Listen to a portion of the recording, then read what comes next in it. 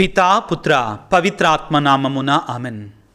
క్రీస్తునాథుని యందు మిక్కిలి ప్రియ సహోదరి సహోదరులారా, ఈ గుడ్ ఫ్రైడే సందేశానికి మిమ్మందరినీ ప్రేమతో ఆహ్వానిస్తున్నాను.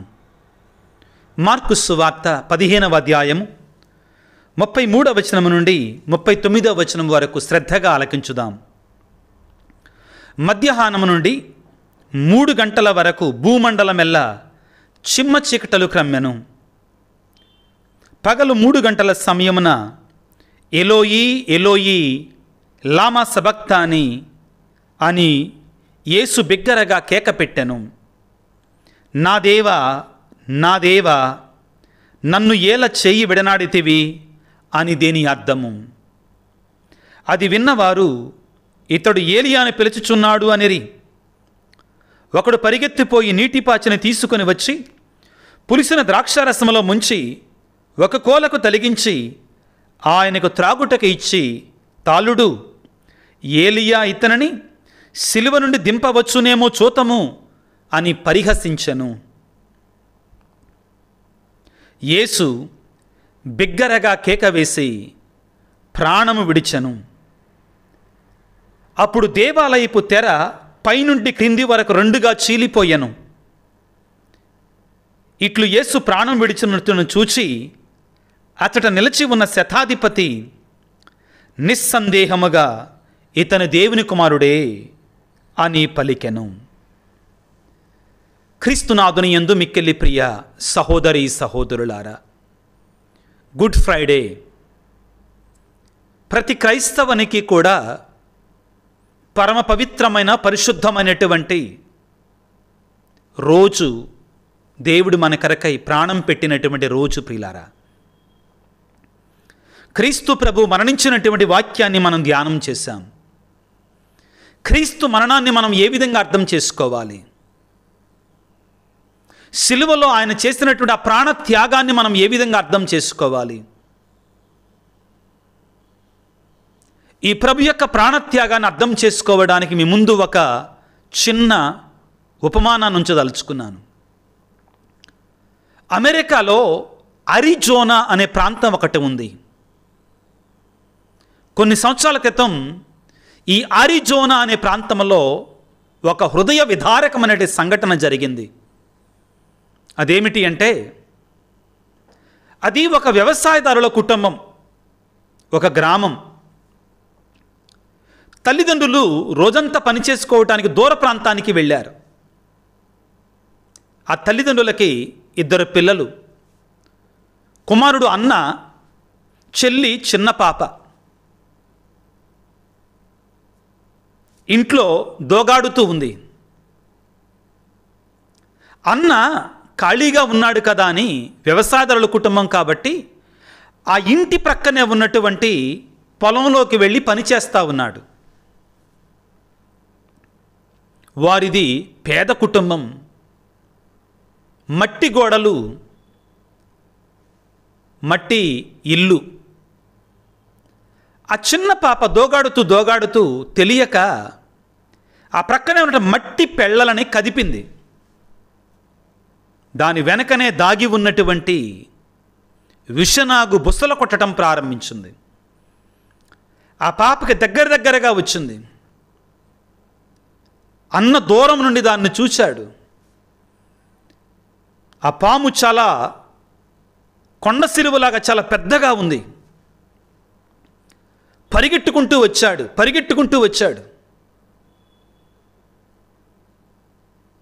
వచ్చేసరికి ఆ పాము ఆ బిడ్డని కాటు వేయటం జరిగింది.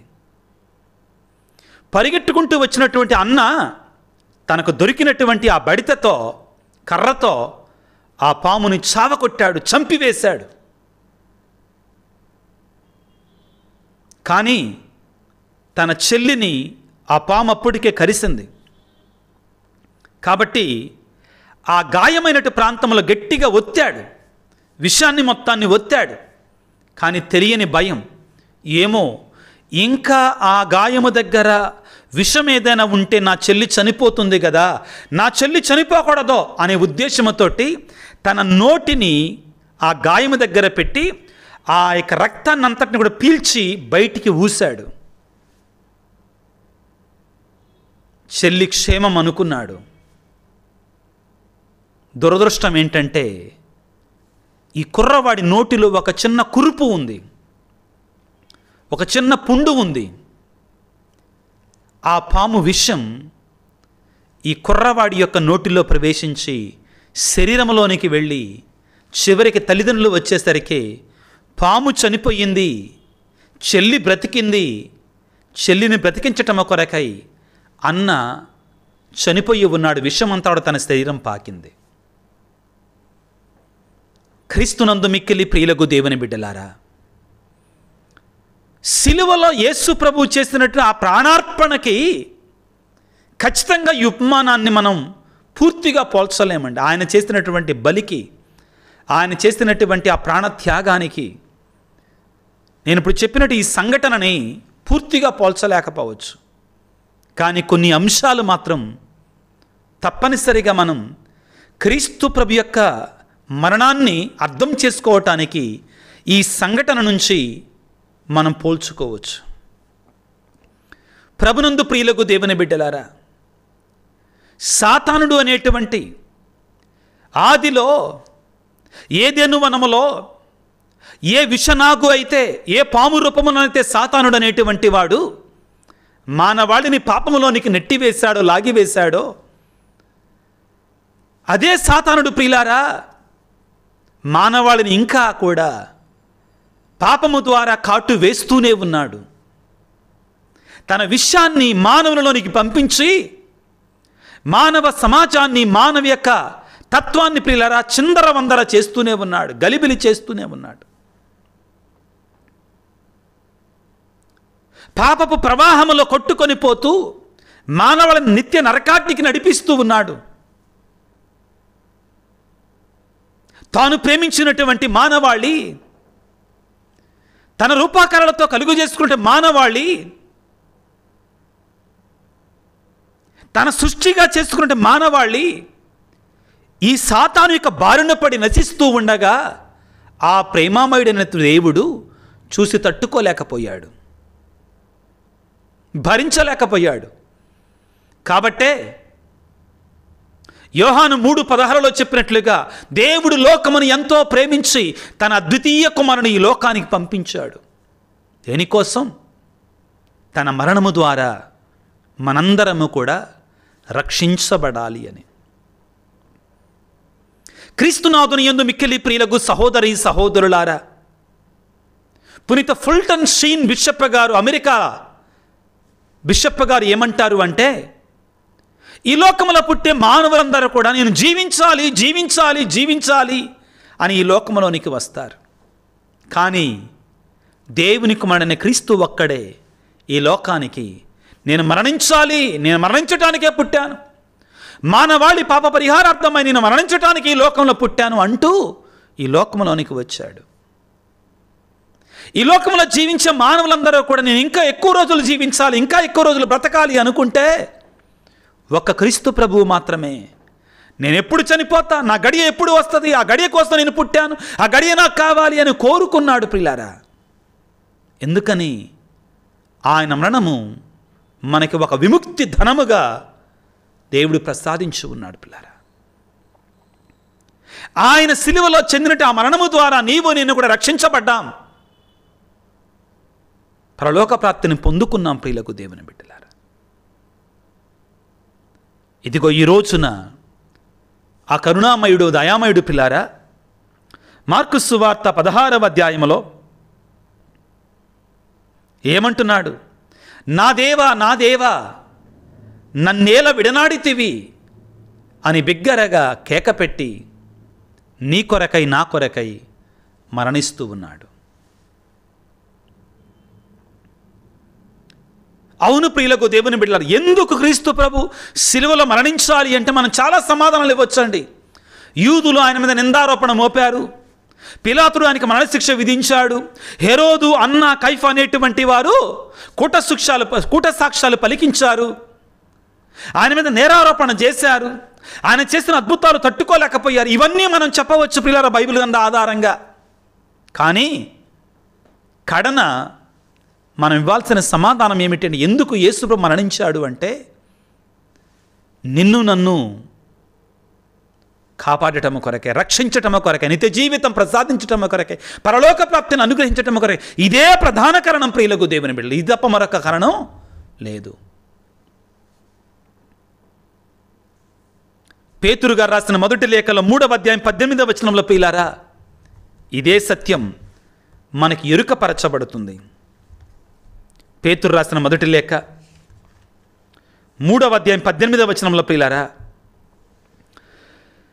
క్రీస్తు కూడా మృత్యువు పాలయ్యను కదా, ఆయన ఒకేసారి పాపములకై మరణించను. ఎవరి పాపముల కొరకై? మన పాపములకై మరణించను. దుష్టుల కొరకై ఒక సత్పురుషుడు బలి అయ్యను. ఆయనలో పాపము లేదు. మనను దేవుని దరి చేర్చుటకే ఆయన అట్లు చేసెను. దేని కొరకే మరణించాడు? పాపులమైన మననని దేవుని దరి చేర్చటము కొరకై, దేవునితో ఐక్యము చేయటము కొరకై ఆయన మరణించను పిల్లారా. ఇది దేవుని సంకల్పము. మన కొరకై యేసయ్య మరణించాలి, భయంకరమైన వేదనలు పొందాలి అని. అపోస్తుల కార్యములో 2వ అధ్యాయములో 23వ వచనములో పిల్లారా, ఇది దేవుని సంకల్పం అండి. మనం ఏదో ఊరికే జరిగింది అనుకోవద్దు.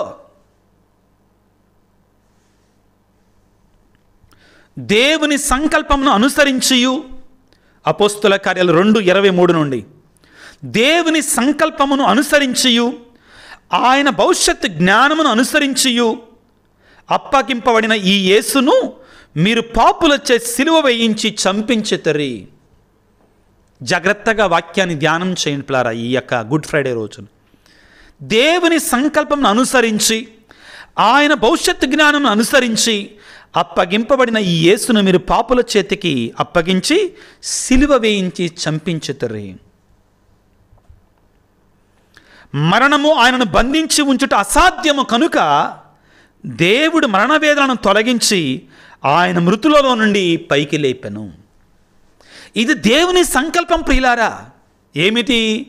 మన పాపముల కొరకై నీతిమంతుడు, పాపమెరిగినటువంటి, పాపము చేయనటువంటి ఆయన మరణించటం అనేటువంటిది ఇది దేవుని యొక్క సంకల్పము, దేవుని యొక్క భవిష్యత్ జ్ఞానము.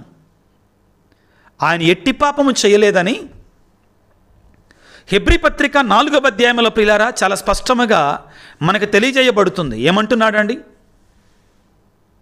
హెబ్రీ పత్రిక 4వ అధ్యాయం 15వ వచనంలో, మన బలహీనతలను గురించి సానుభూతి చూపలేని వ్యక్తి కాడు మన ప్రధాన యాజకుడు.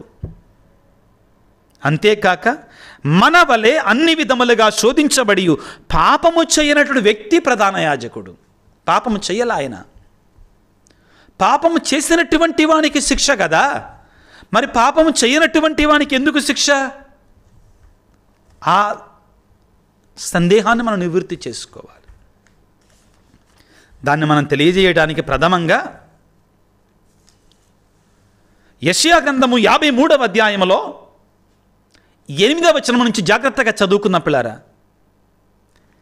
అతనిని దౌర్జన్యమునకు అన్యాయమునకును కొనిపోయిరి, అతని గతిని పట్టించుకున్నటువంటి వారు ఎవరు లేరు. అతను నరికి సజీవుల లోకము నుండి తొలగించిరి, మన ప్రజల పాపముల కొరకు అతనిని వధించరి. ఎందుకు చంపారండి? మన పాపముల కొరకై. ముఖ్యమైన మాట యెషయా గ్రంథం 53వ అధ్యాయం 10వ వచనం. ప్రభువు ఇట్లా అనుచున్నాడు, అయినను అతని బాధాభరితుని చేయవలననియే నా సంకల్పము. ఈ దేవుని యొక్క సంకల్పం. ఇందాక మనం అపోస్తుల కార్యాలు 2వ అధ్యాయం 23వ వచనం నుంచి మనం చదువుకున్నాం. ఆయనని బాధాభరితుని చేయవలననే నా సంకల్పము. ఎందుకంటే అతని మరణము పాప పరిహార బలి అయ్యను మనందరి కొరకై. ప్రియులారా, ఎందుకు యేసు మరణించాడు? మనల్ని కాపాడటము కొరకై. ప్రారంభములో ఆ జరిగిన సంఘటన మీ ముందుంచాను. అమెరికాలో ఉన్నటువంటి అరిజోనా అనే ప్రాంతంలో ఆ అన్న ఏ విధముగా చెల్లిని బ్రతికించటం కొరకై తాను మరణించాడో, అదేవిధంగా క్రీస్తు మన కొరకై, మనం బ్రతికించటము కొరకై, దేవుని బిడ్డలాగా మార్చటము కొరకై,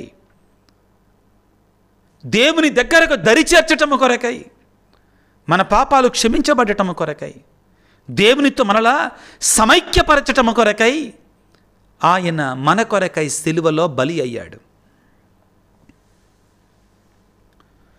ఎఫెసీ పత్రిక 2వ అధ్యాయం 13వ వచనంలో ప్రియులారా, క్రీస్తు రక్తము ద్వారా మనం దేవునితో సఖ్యపడ్డాము. ఆ సఖ్యత లేదు మనకి ప్రారంభంలో. పాపము చేసిన ప్రతి వాడు కూడా దేవుని నుంచి దూరం అయిపోతాడు.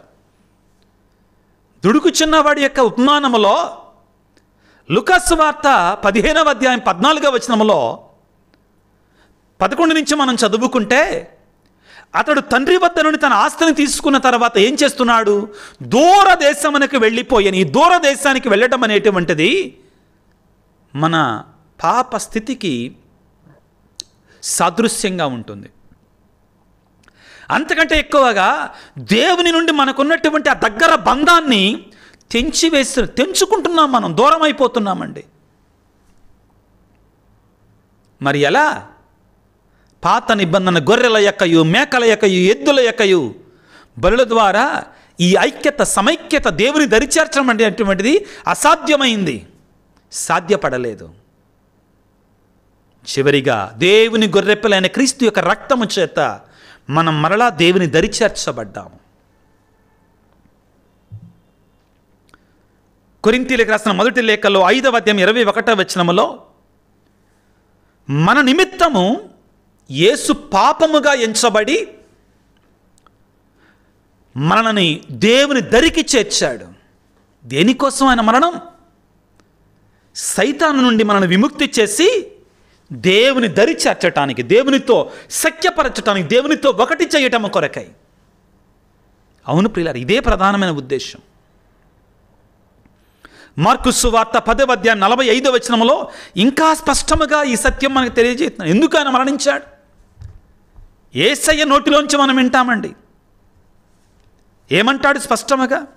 మార్కు సువార్త 10వ అధ్యాయము 45వ వచనాన్ని మనం చదువుకుందాం. ఆయన పలుకుతున్నాడు, యేసు పలుకుతున్నాడు, ఏలయనగా మనుష్య కుమారుడు సేవించుటకే కానీ సేవించబడుటకు రాలేదు అని పలికి ముఖ్యమైన మాట పలుకుతున్నాడు. ఆయన అనేకుల రక్షణార్థమై తన ప్రాణమును క్రయధనముగా పోయుటకై వచ్చి ఉన్నాడు. తన ప్రాణాన్ని దారపోయుటకై వచ్చాడు. దేనికోసం? అనేకుల రక్షణార్థమై ఆయన ధారపోయుటకు వచ్చి ఉన్నాడు. ప్రియులకు దేవుని బిడ్డలారా, పేతురు గారు రాసిన మొదటి లేఖ 2వ అధ్యాయం 24-25 వచనాలు ఇదే సత్యాన్ని నేర్పిస్తాయి. దేవుని వద్దకు మనల్ని చేర్చి ఉన్నాడండి క్రీస్తు తన మరణము ద్వారా. ప్రియులారా, యేసు మరణించినప్పుడు ఒక సంఘటన జరిగిందండి. దాన్ని మనం ఈరోజు చదువుకున్న వాక్యంలో కూడా చదువుకున్నామండి. మార్కు సువార్త 15వ అధ్యాయం 38వ వచనములో, అప్పుడు దేవాలయపు తెర పైనుండి కింది వరకు 2గా చిరిగిపోయెను. అప్పుడు దేవాలయపు తెర పైనుండి కింది వరకు 2గా చిరిగిపోయెను. క్రీస్తు మరణించింది దేవునికి మనకి అడ్డుగా ఉన్నట్టు ఈ తెరను చింపివేయటం కొరకై.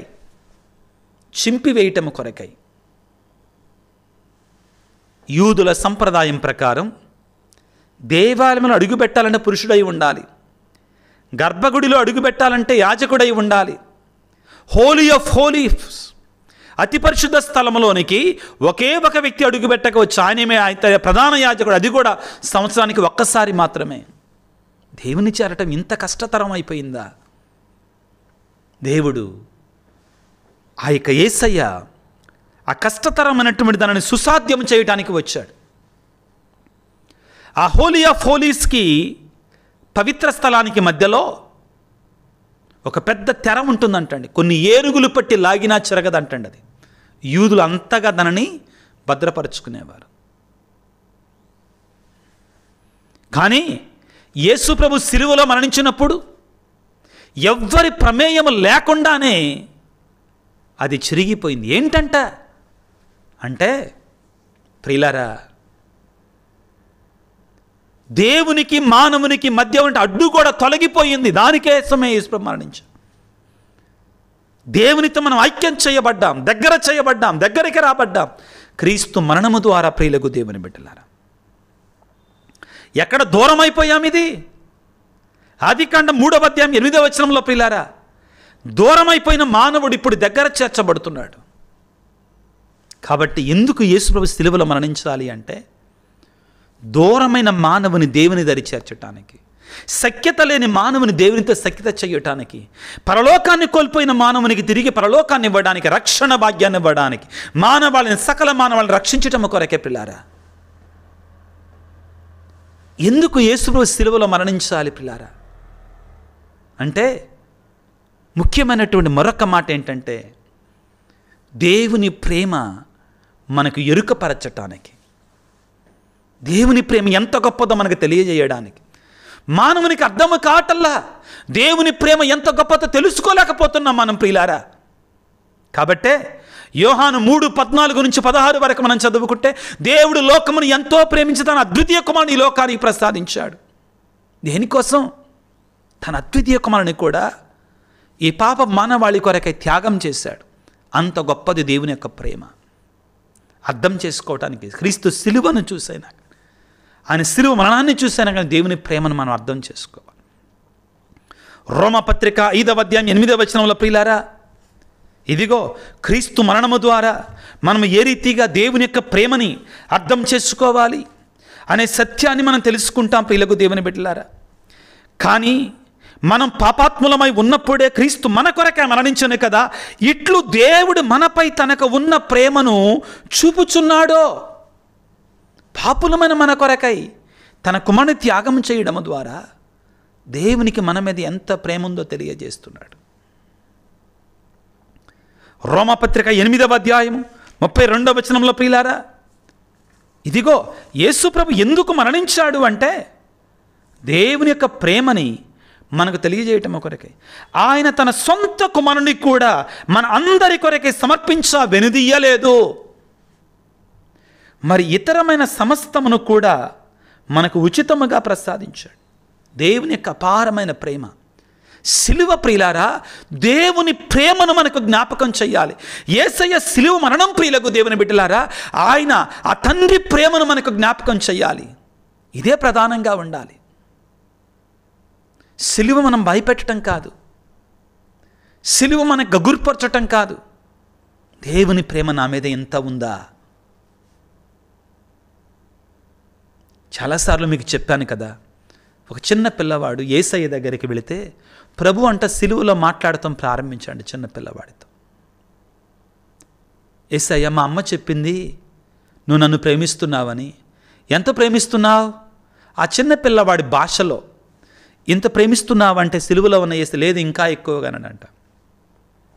ఇంత ప్రేమిస్తున్నావంటే, లేదు ఇంకా ఎక్కువగా ప్రేమిస్తున్నావు.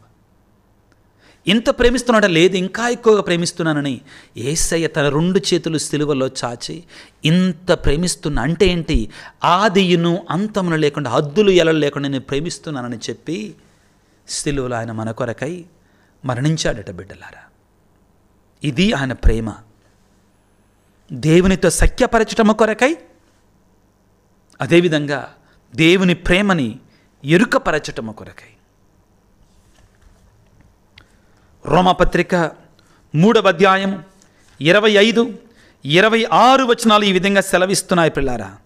ఏమంటున్నట్టు, మానవులకు ఆయన యందు గల విశ్వాసముచ్చై ఆయన మరణము ద్వారా వారి పాపలను క్షమించుటకు దేవుడు ఆయనను ప్రాయశ్చిత్తముగా ఏర్పాటు చేశాను.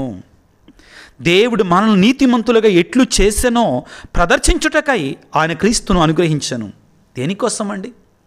మన నీతిమంతులుగా ఎలాగా చేశాడు తెలియజేయటం కోసం. ఎంత విలువైనటువంటి త్యాగాన్ని ఆయన చేయాల్సి వచ్చింది, ఎంత గొప్ప వెలను ఆయన పెట్టాల్సి వచ్చింది మనకు తెలియజేయటం కొరకు. అవును ప్రియ దేవుని బిడ్డ, ఆ సహోదరుడు అరిజోనా అనే ప్రాంతంలో చెల్లి మరణించకుండా ఉండాలనే ఆ విషయాన్ని తాను తీసుకున్నాడు.